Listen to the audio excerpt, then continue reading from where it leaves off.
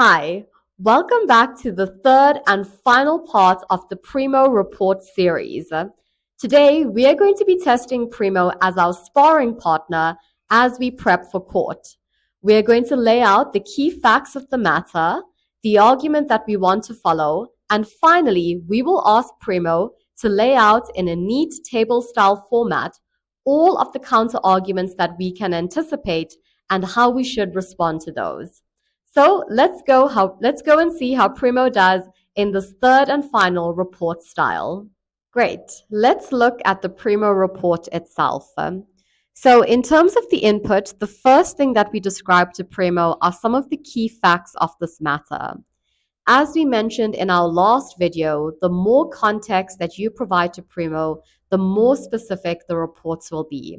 So never be afraid to provide as much detail as you would like to see a much more specific and nuanced report be produced. The next thing that we did in this particular input query was to outline the key arguments that we wanted to pursue. So we outlined here that either we were going to argue that the guarantees were conditional rather than on demand, alternatively, that the demands were fraudulent, or that they constituted unconscionable conduct requiring development of the common law to recognize this exception. And finally, we asked Primo to lay out all the potential counterarguments in a table style format.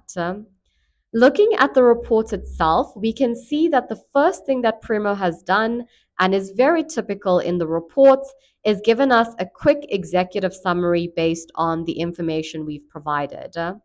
In this case, Primo then goes on to give us a concise view of the legal framework, essentially outlining how courts have typically dealt with these types of demands or guarantees before. And then finally, the most interesting aspect of this report is, of course, the table with the likely arguments and applicant counters that Primo has crafted. We can see in the first column, Primo has laid out in quite extensive granularity all the potential issues that we may face or that may be argued against by the respondent. Primo, in the first issue, notes that the nature of the guarantee on demand versus conditional is likely to be a point of contention. It stipulates how the respondent is likely to argue against this and then how we can potentially counter.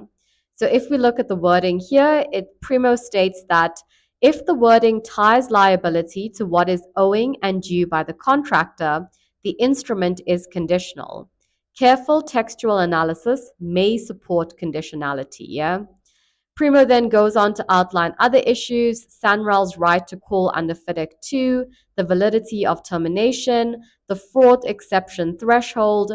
And here we can see that in terms of the fraud exception, Primo is pretty clear in its stance here. So it says that only clear fraud known to the guarantor, i.e. knowingly false demands, suffice.